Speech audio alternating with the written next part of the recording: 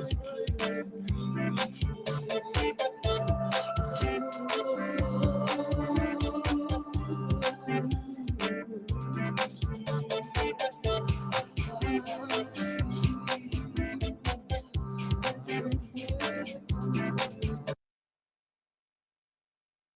aí, pessoal? Vamos ver como é que estamos aqui. Vamos ver. Ok. E aí, pessoal, tudo bem com vocês? Aí agora, agora eu arrumei aquele meu probleminha de coluna, né? Parei de exagerar nos exercícios lá. Eu tô zero bala, né? Deixa... Bom, opa, estão chegando ainda aqui. Vamos lá. Isso aí, pessoal.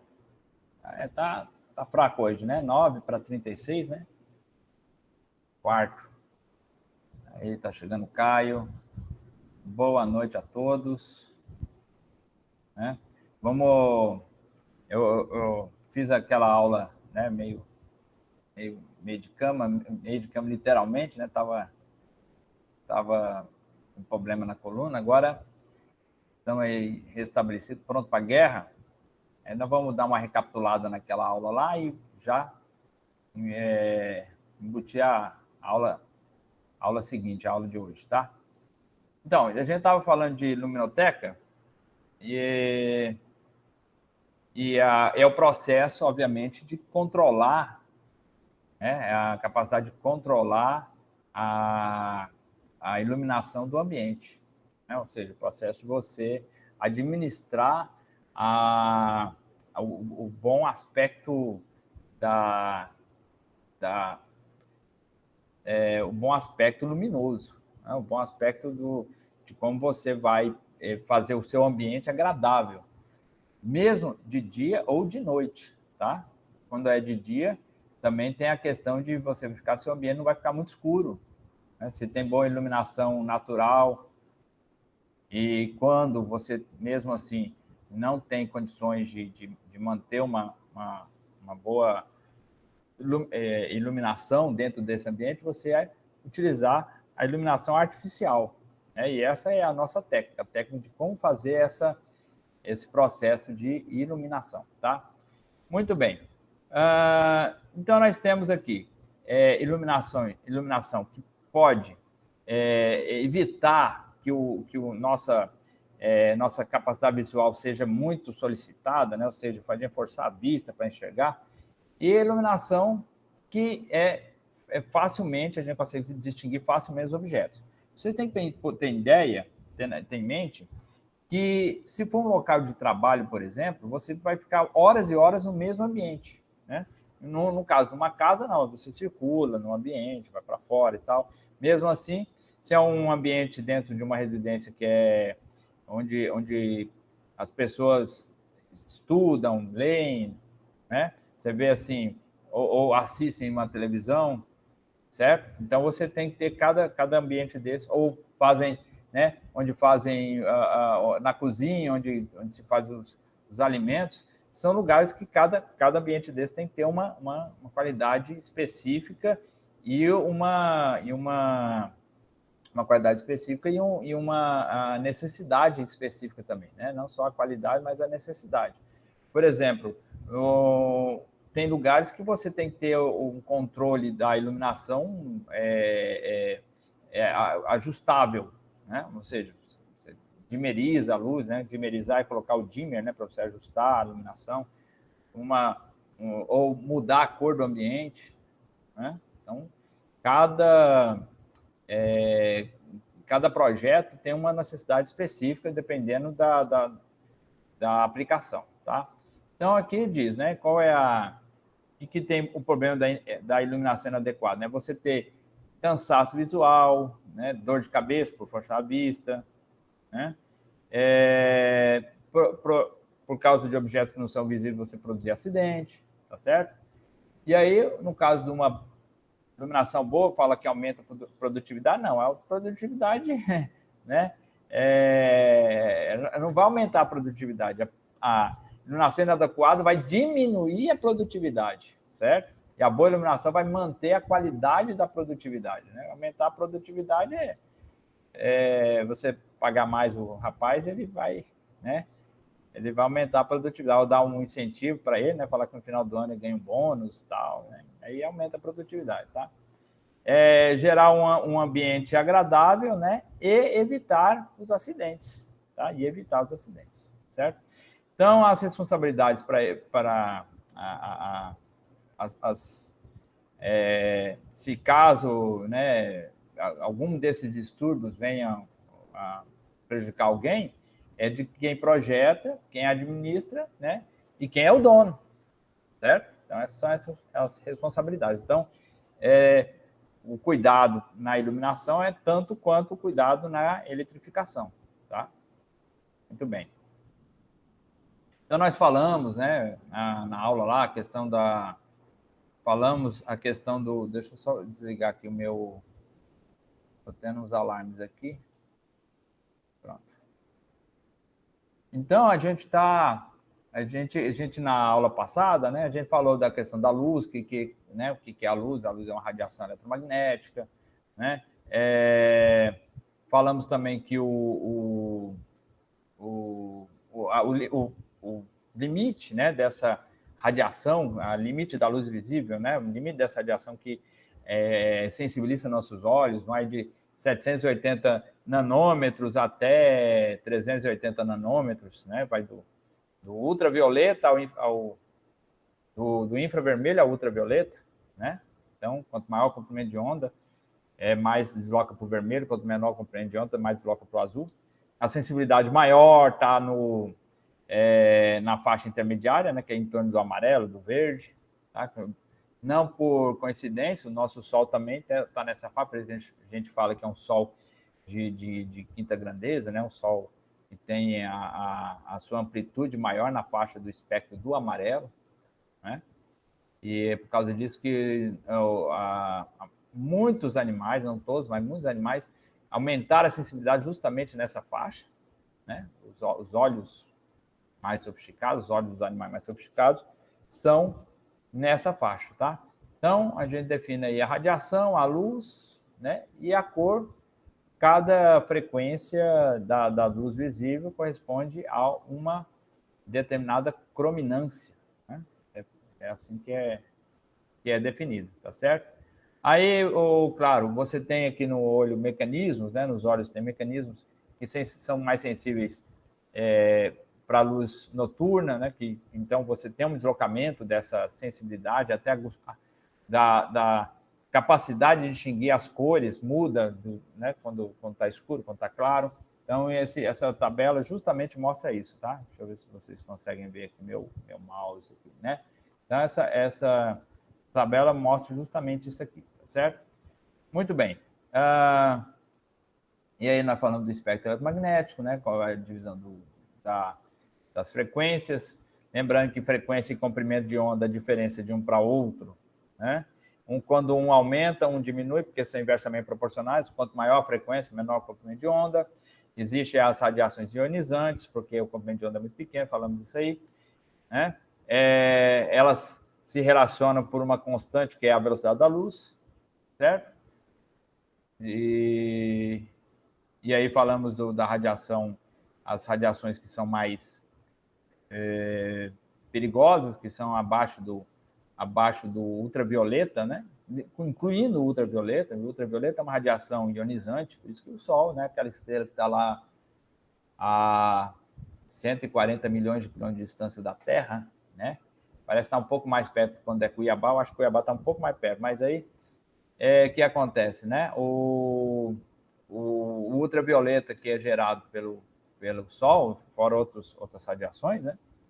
Fora outras radiações, chegam aqui na Terra e são perigosas, por isso podem produzir deformações, mutações no sistema celular, que vai produzir os tumores, os cânceres, né? O Sol, obviamente, emite outras radiações também ionizantes, só que boa parte delas interage com o campo eletromagnético da Terra, que são cargas carregadas, né? São partículas carregadas, e aí, devido ao nosso campo magnético, boa parte dessas partículas são defletidas, tá? Essas partículas carregadas, tem carga elétrica. Né? O ultravioleta, como é partícula luminosa, é a luz, né? A luz não tem carga, essa aí vem direto mesmo, não tem jeito de ser defletida, tá? Então, abrindo um parênteses aqui. Muito bem. Então, nós falamos né, da condição da... isso aqui acho que eu não falei na aula passada, é aquela mesmo gráfico da percepção luminosa de dia e de noite, tá? Isso é uma questão fisiológica dos olhos da maioria dos mamíferos, certo? Né? Aí, agora nós vamos falar das grandezas, né? Das grandezas. Aí nós falamos do fluxo radiante, né? Ou seja, qual é a energia luminosa, não é a energia da corrente elétrica que está passando ali, mas a energia luminosa que é emitida por um corpo, tá? Quando um sistema que transforma energia elétrica em energia luminosa é muito eficiente, aí sim a potência a potência elétrica desse equipamento que transforma energia luminosa é tão eficiente que eu posso dizer que é a mesma potência luminosa, mas nós não temos aparelhos hoje que façam isso. Tem aparelhos que são muito próximos de dispositivos, que são muito próximos disso. Por exemplo, os emissores orgânicos de luz têm uma eficiência altíssima, quase que praticamente a corrente elétrica que passa por eles é transformada em energia luminosa. Por isso que uma lâmpada de 9 watts de LED tem um fluxo radiante dela equivalente a uma lâmpada de 60 watts incandescente, né? Porque a lâmpada de 60 watts incandescente vai consumir muita energia em forma de calor, né? Tanto é que você pega numa lâmpada incandescente, ela né, está irradiando calor, ela é muito quente. Aqui, talvez vocês não lembrem ou não tenham contato, mas era complicado você trocar uma lâmpada incandescente após ela queimar, né? Você pôr a mão nela ali ou tentar trocar, mesmo após ela ter sido ligada, porque ela é quente. Agora, a lâmpada de LED, não, você consegue tocar nela tranquilamente, né? Embora ainda você sente um pouco de calor lá por causa dos circuitos elétricos que tem para fazer a transformação do 110 ou 220, né, que é a volt, em uma tensão mais baixa, em torno de 3,5, 5 volts, para ligar a cadeia a corrente de cadeia de LEDs que forma a lâmpada de LED, tá? Então, o fluxo radiante é a potência luminosa, não a potência elétrica, não podemos confundir, tá? A potência luminosa com a potência elétrica. Se você olha lá, 9 watts numa lâmpada, a potência luminosa dela é diferente da potência elétrica, tá? Muito bem. Outra coisa, a potência de uma pode ser maior que a outra. A potência luminosa, mesmo com 9 watts, né? Você tem 9 watts de corrente elétrica e pode ter uma potência luminosa muito maior que esses 9 watts. Porque a gente tem que ver a questão é o balanço de energia ali, né?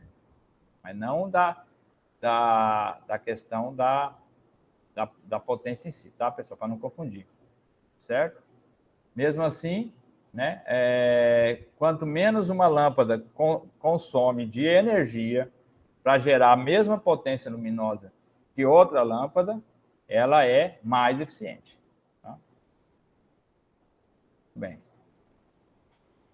Tá, então vamos falar das grandezas, né, que a gente vai utilizar aqui na luminotécnica, né, que é as grandezas fotométricas, ou seja, aquelas grandezas que a gente consegue medir as qualidades da luz, certo? Então, um deles nós falamos, que é o fluxo luminoso, né, que é essa potência da radiação, a potência da radiação que é emitida, né, em todas as direções, certo? E a unidade dela é o lúmen, certo? Então, se você tem uma fonte de uma candela, né, você tem uma fonte de uma candela, e a 1 metro, a uma distância de 1 metro, você medindo o fluxo que passa por essa área aqui, você tem a o fluxo luminoso, tá? Que é dado com a unidade lumen, e nós explicamos na aula passada, né? Tudo isso aí, certo? Muito bem. A eficiência luminosa, né? Que é a capacidade da fonte em converter a potência em luz, propriamente dita, tá? Então, você tem aí, lumen por watt, tá? É o lumen por watt. E aí você tem vários tipos, para cada cor você tem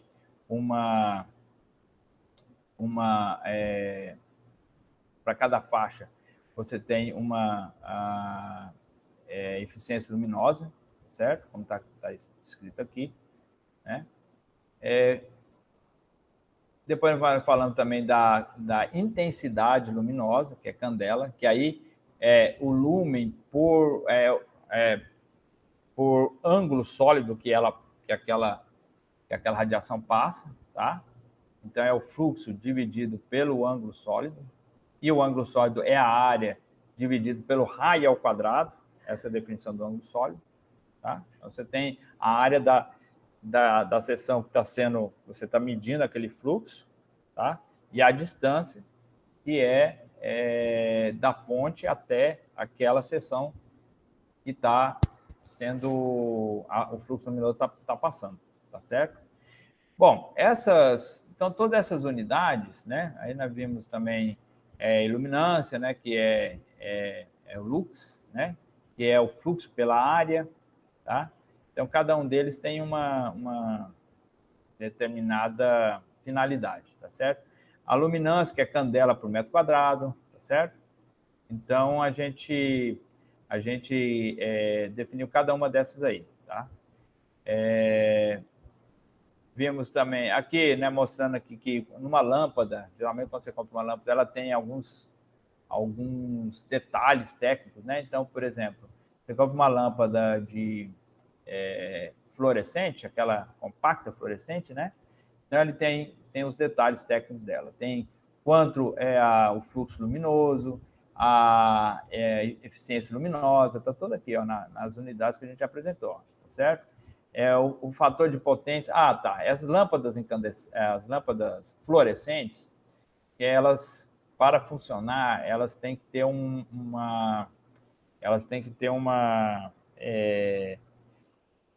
indução, né, elétrica, tem que ter uma indução elétrica, tal que produza nos terminais dessa lâmpada uma diferença de potencial muito alta, muito mais do que os 110 ou 220 chega lá. Ela tem que ter mais ou menos 10.000 volts de potencial. Porque esse valor de potencial consegue acelerar os elétrons ali no gás que fica dentro dela, de tal modo que quando eles só se batem, colidem com a parede da lâmpada, essa energia é transferida para o material que está na lâmpada e eles emitem um fóton luminoso, tá? O fóton luminoso é redundante, né? Um fóton.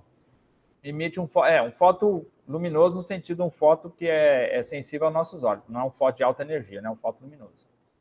E então você precisa de usar um indutor, você lembra lá da indutância, a lei de Lenz, né? Um indutor para que você faça essa tensão subir muito, né? Uma variação rápida de corrente. Então, quando você faz isso, você aumenta a indutância do circuito. Aumentando a indutância do circuito, aparece esse acréscimo do fator de potência, né? Que aquele fator de potência é aquele ângulo, cosseno do ângulo formado entre o reativo entre o reativo e o resistivo de um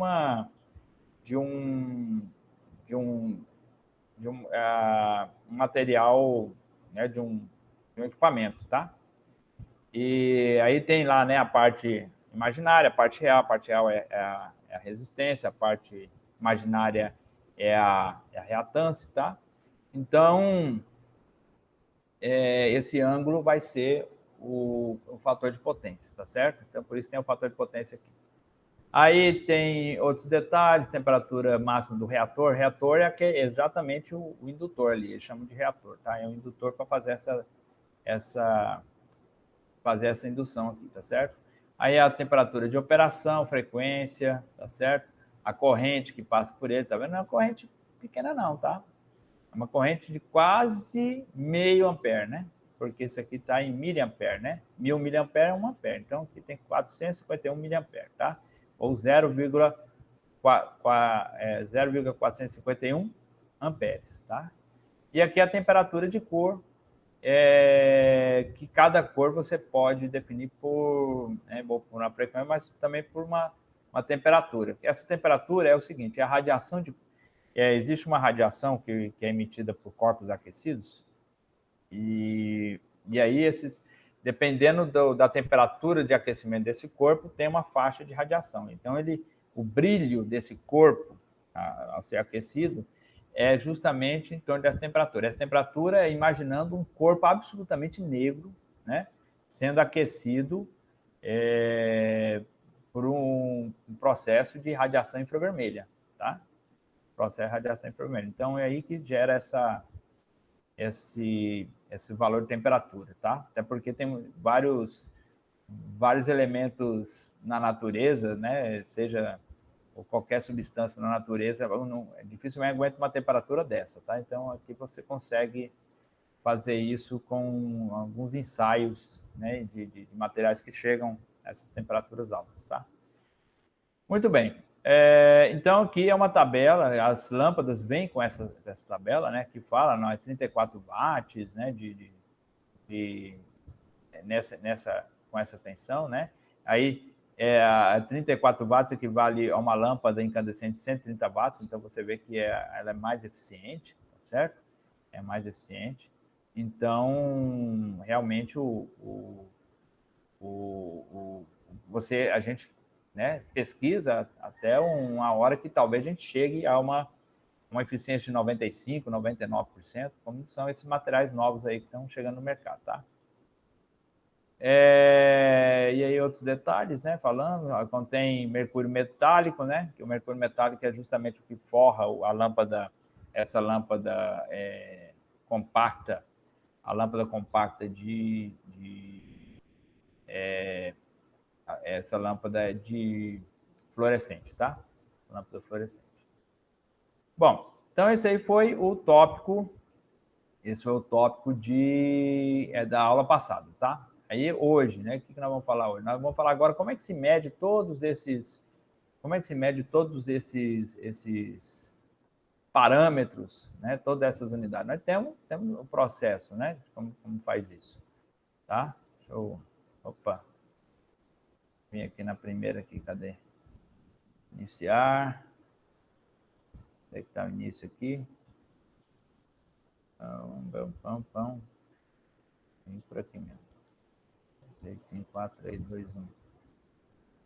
Aí, vamos lá. Então, cada grandeza dessa, a gente pode medir com um equipamento específico, né? Então, eu quero medir o fluxo luminoso, tá? Então, existe um equipamento que chama esfera de Hubbert, né? Então, ela aqui mostra, né? Aqui está comido só uma letrinha aqui, tá, pessoal? Mas dá para entender, né? A folha luminosa é colocada dentro de uma grande esfera, né? Aí o interior é pintado de branco, e é um branco difuso, tá? Branco difuso. Aí você consegue, aí tem uma pequena abertura que passa que passa a luz que ficou dentro daquela cavidade, tá? E aí você usa um fluxímetro, né, para medir essa luz, tá, que sai dessa cavidade, tá? Mesma coisa que a eficiência luminosa, também é usada a esfera de Hubbert também, né, porque aí você tem o lumen, aí você pega a potência que é consumida pela fonte luminosa, tá? A potência elétrica mesmo, tá? E aí você sabe a eficiência dessa fonte, tá? A intensidade luminosa é com banco fotométrico, certo? Então você tem os aparelhos ali de medição luminosa, o fotômetro. Vocês sabiam que o celular tem um fotômetro? O celular tem um fotômetro. Ou aquele sensor de proximidade do celular, ele tem um sensor tem um fotômetro embutido. Por isso que ele sabe quando escurece, né, o ambiente está escuro, está claro, se a tela tem que ficar mais clara, mais escura para dar a resposta luminosa.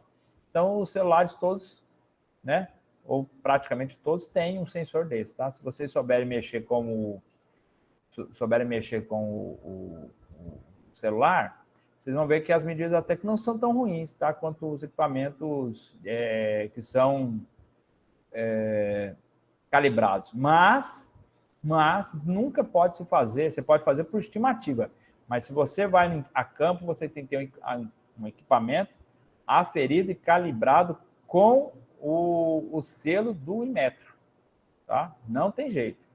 Tem que comprar um equipamento calibrado com o selinho do Inmetro dizendo que ele está aferido, certo? Não pode ir para fazer estimativa é uma coisa, mas para fazer um laudo, uma coisa assim, não tem como fazer por um equipamento celular, tá?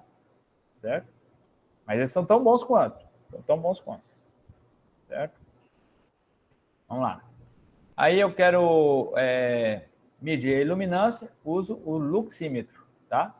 É uma fotocélula, né, que sabe quanto a energia chega, né, e transforma isso aí em corrente elétrica, e a escala a escala é a mesma é lux, né? É lux por metro quadrado, tá? Muito bem. E, por fim, a luminância, né? A luminância é interessante porque aí você tem que fazer... você tem que você tem que pegar o fotossensor, né? E medir a corrente que passa pelo fotossensor, certo? Todos esses equipamentos têm, né? Tem no mercado específico para quem é especialista, né, na área luminotécnica, tá? Quem é especialista na área de luminotécnica tem todos esses equipamentos à disposição, certo? Então, é o famoso luminancímetro, tá? Para ser honesto, eu nunca vi um luminancímetro, tá certo? Os outros já tive, mas um luminancímetro eu nunca vi, né? O que a gente faz é colocar mesmo um fotossensor, um LED, né, e medir a corrente, mas isso no laboratório a gente faz. Assim, para comprar ou para ver, eu nunca vi, não. Tá? Se alguém já viu, depois manda aí para a gente aí, certo? No nosso laboratório lá de luminotécnica, né, lá na engenharia, tem todos esses equipamentos, tá? Mas eu nunca vi um luminancímetro lá. Nunca vi, certo? Mas pode ser que agora até tem um lá, assim, na bancada, depois eu vou até dar uma pesquisada, tá bom? Muito bem. É uma coisa que a gente tem que fazer quando tiver oportunidade, quando a gente puder voltar, né, à nossa atividade e ir para o laboratório, né, pessoal? Que isso é muito importante. Bom, então tudo isso está normatizado, tá? Então tá lá, eu vou passar a norma para vocês, tá certo? É a norma de iluminância de interiores, que é a norma NBR 5413, tá? É a BNT, tá? A NBR 5413, tá certo? Eu vou passar depois para vocês lá no conteúdo do material de vocês lá no Classroom, certo? Muito bem. Então, o que ela diz, né? Então, para você medir, né, você tem esse método que é chamado método dos lumens. E como é que é isso? Porque você tem que saber a destinação do seu ambiente. Para quem vai estar no seu ambiente, a destinação do seu ambiente, quanto tempo que as pessoas vão ficar naquele ambiente. Então, existe um método para isso, tá certo? Então, o que a gente faz é o seguinte, né? Você tem aqui as faixas, né, de luminância para cada tipo de ambiente. Então, você pode, né? Você tem aqui auditórios, né, bancos, bibliotecas, escolas, escritórios. Aí você tem uma faixa de baixa a alta, certo? Então, tem que ficar tudo dentro dessa faixa aqui de iluminância, tá? Iluminância. O mínimo, o médio e o máximo, tá? Aí, como é que vai variar? Vai depender da audiência, das pessoas que estão ali, né? Se for, por exemplo, uma tribuna, uma plateia, né, uma bilheteria, para cada um tem um pessoal com uma atividade distinta, tá certo? Aí você tem aqui banco, guichê, né? Então, cada local, por exemplo, um guichê é só uma pessoa, né? Então, aí você vai conseguir determinar uma dessas faixas aqui, tá? De acordo com o ambiente, tá certo? Aí você tem aqui, ó, esportes, né? Salão de esporte, garagens, hospitais, hotéis, residências. Então, tudo isso está constando lá na NBR, tá? Na nossa NBR ali, certo? Bom, então, a faixa, né? Então, você tem aqui a faixa A, B e C, né? Tem as 3 faixas. Isso aqui para cada grupo de tarefas visuais, tá certo? Então, aqui você tem a luminância de acordo com o tipo de atividade, tá? Bem separado aqui pelas faixas, tá? Então, você vê aqui, ó, áreas públicas vai de 20 até 50, né? Depois, se é lugar de permanência curta, de 50 a 100, recinto não usados, né? Aí você vai subindo os valores vão de 20, né? Aí você tem de 50 a 100. Aqui não está a divisão, né, pessoal? Eu não coloquei a divisão, tá certo? Muito bem.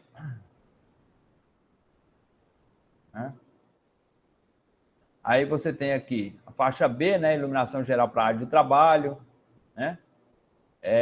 Você vê aqui, ó, tarefas com requisitos visuais limitados, trabalho bruto de maquinaria, auditório, e vai subindo até tarefas com requisitos especiais, gravação manual, inspeção, né, industrial. Por quê? Porque nessas atividades, o olho não pode ser enganado por sombras, né? Sombra que vem de outros objetos. Então, às vezes, você tem que fazer iluminação cruzada, ou spots, né?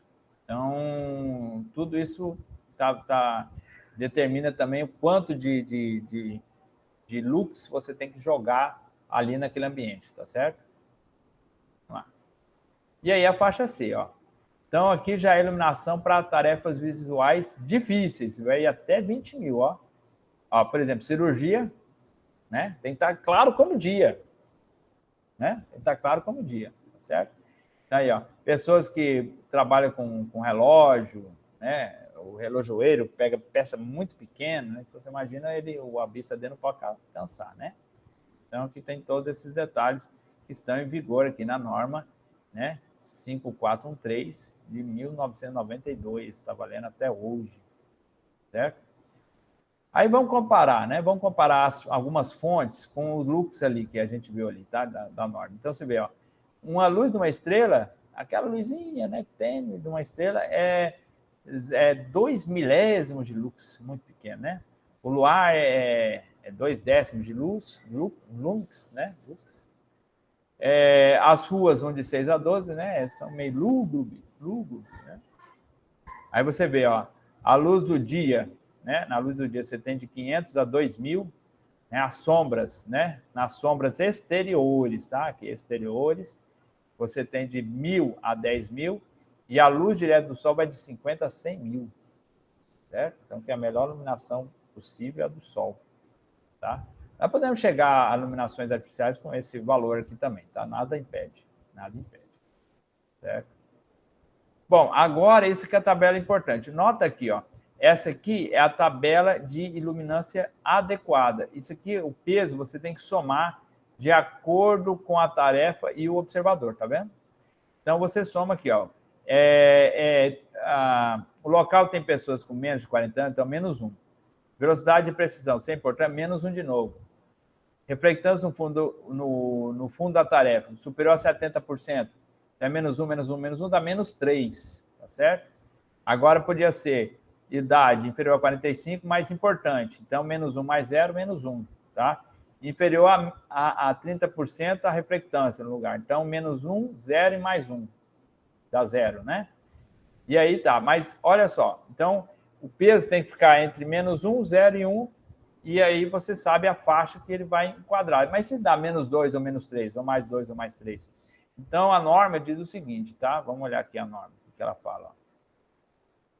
A norma diz assim. Voltar. Ó. A norma fala assim, analisa as características da tarefa e escolhe o seu peso. Na tabela que nós mostramos lá. Soma-se os valores encontrados algebricamente considerando o sinal. Quando o sinal for menos 2 ou menos 3, usa-se a luminância mais baixa do grupo. Tá? Por exemplo, se Agora, se todos deram menos 1, é menos 1 mesmo. Agora, o menos 1, 0 e mais 1, a menor da faixa é menos 1, tá certo? Mas aí também não dá, né? Porque, menos 1, tá certo. Aí deu 0, aí não tem problema, né? Vamos pegar, por exemplo, se todos deu menos 1, eu vou usar menos 1, ok? Se todos deu mais 1, ele vai dar 3, né? Eu vou usar mais 1. É só um limitador, ou seja, não pode passar nem de 2, nem de 3, e nem de menos 2, menos 3. Tá? Tudo bem. Continuando. Agora, como vai fazer o cálculo da disposição das lâmpadas, que é o que interessa para a gente, tá? Então, aqui, essa aqui é a determinação do índice do local, tá? Depende das dimensões do recinto, tá vendo? O comprimento do local, a largura do local, né? Então, isso aqui vai dar a área, né? O comprimento e a largura. E aí vai ter a altura de montagem da luminária vezes a soma do perímetro, né? Metade do perímetro, na verdade, tá?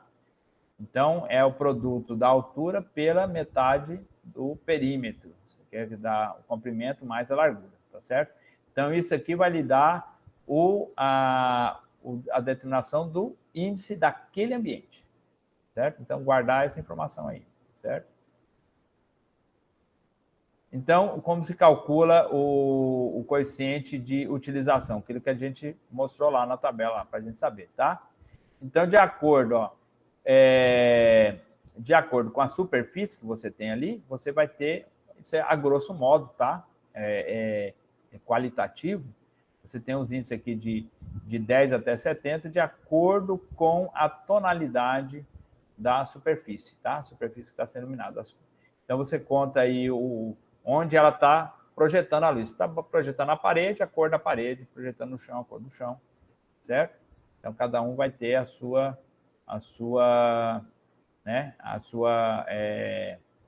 seu valor, tá vendo? Aqui, ó, a reflectância dos tetos, paredes e pisos, tá? Então, está aqui bem definido, né? Muito bem. Então, por exemplo, reflectância 571, o que vai significar, né? Que tem os índices.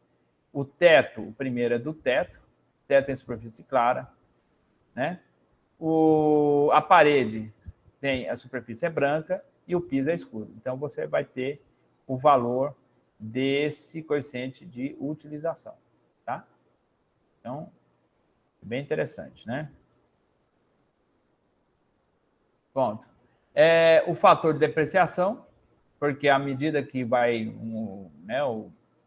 o tempo vai diminuindo o tempo assim, né? O tempo climático, o tempo de temporal, né? O tempo do clima. É esquisito, né? Falar esse tempo do clima é uma bizarrice, né? Quer dizer assim, o tempo das questões ambientais e o tempo da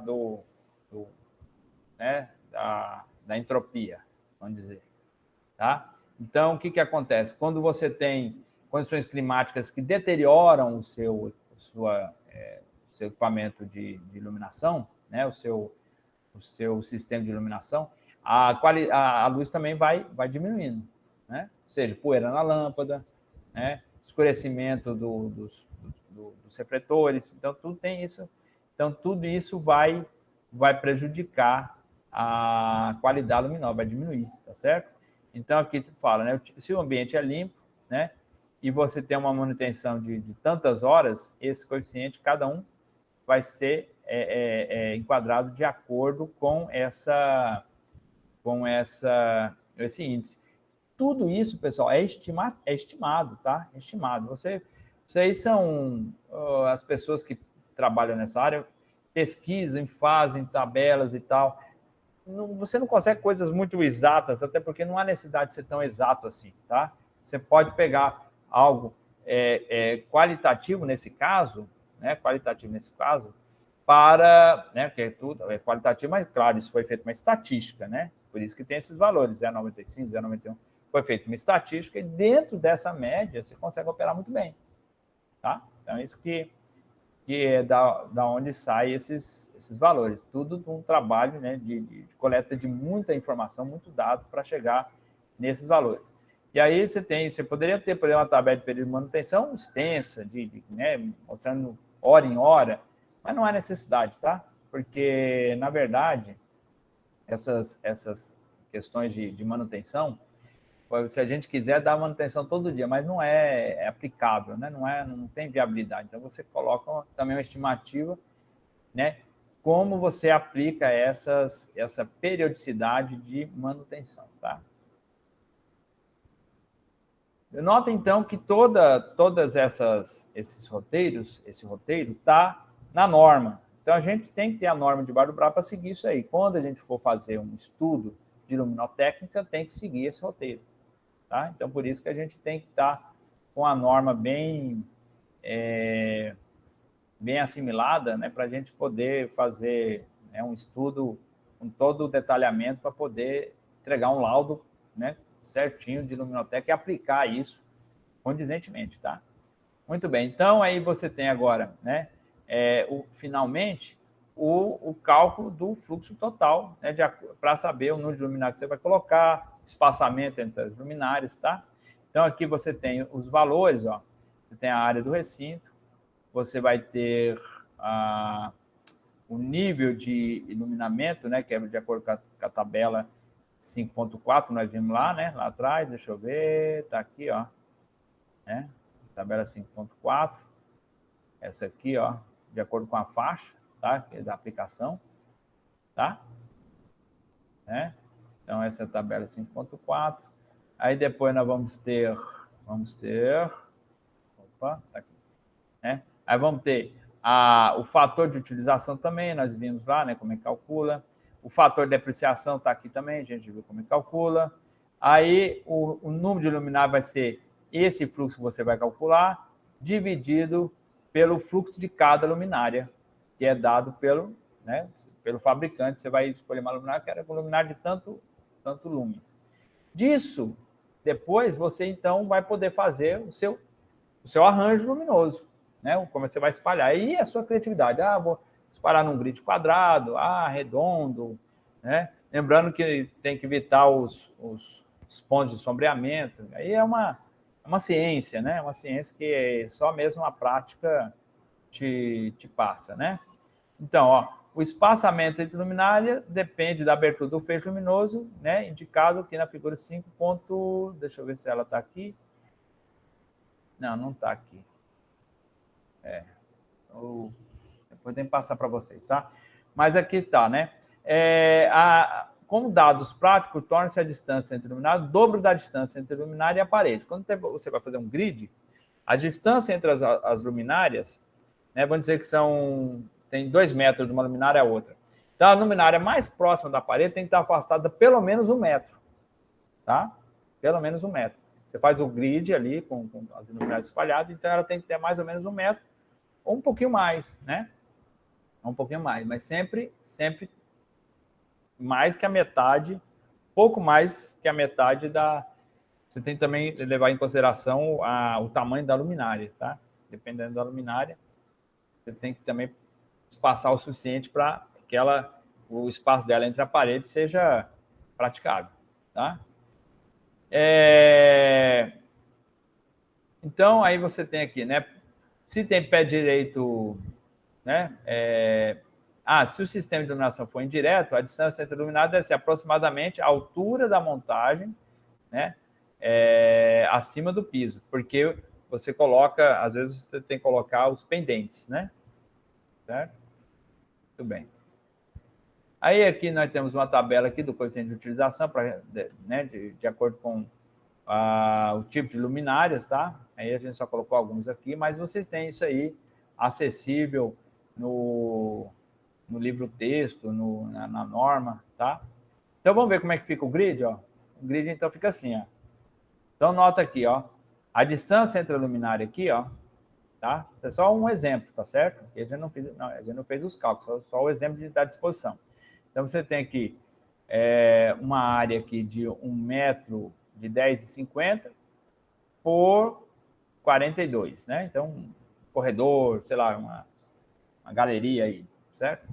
Então, a distância entre essas luminárias aqui, ó, note, né? A distância dela entre a parede, né? Aqui, ó, daqui dá 2,80. Então, da luminária até a parede é a metade, 1,40, tá certo? Do mesmo modo aqui, 2, aqui 1, né? Aí deu uma lambuja aqui de 25, aqui, tá certo? Lambuja de 25 para não ficar tão condensado, tá? Isso aí é permitido. E aí você dispõe essas luminárias no grid de acordo com a quantidade delas que devem preencher o recinto, tá?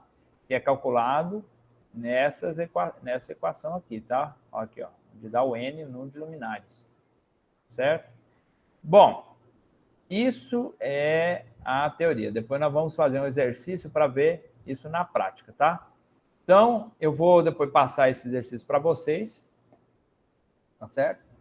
E aí a gente vê como é que aplica isso, porque a gente falou a teoria, agora precisa praticar um pouco.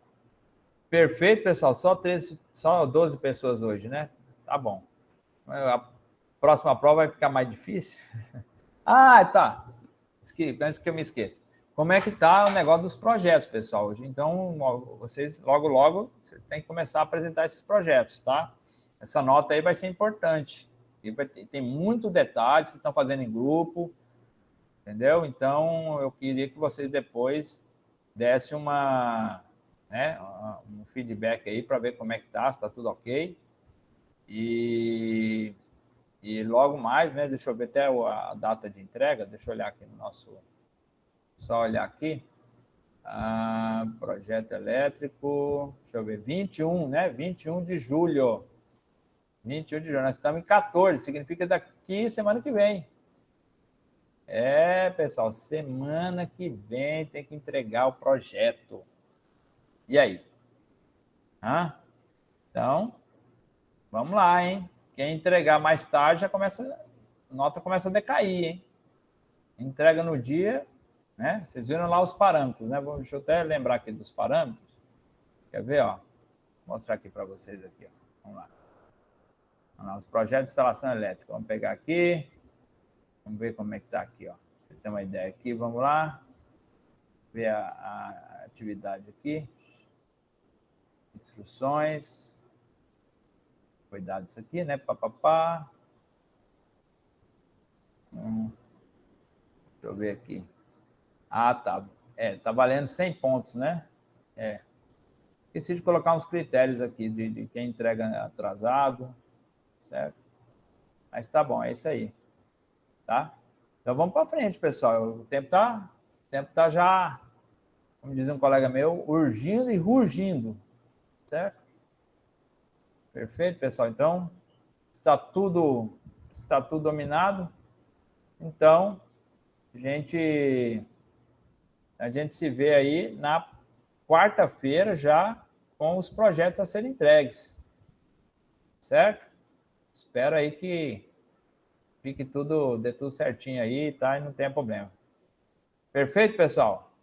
Os 12 mais corajosos que vieram assistir a aula. Obrigado aí por terem aí assistido aí, tá? Então a gente se vê na próxima quarta-feira, tá, pessoal? Até lá.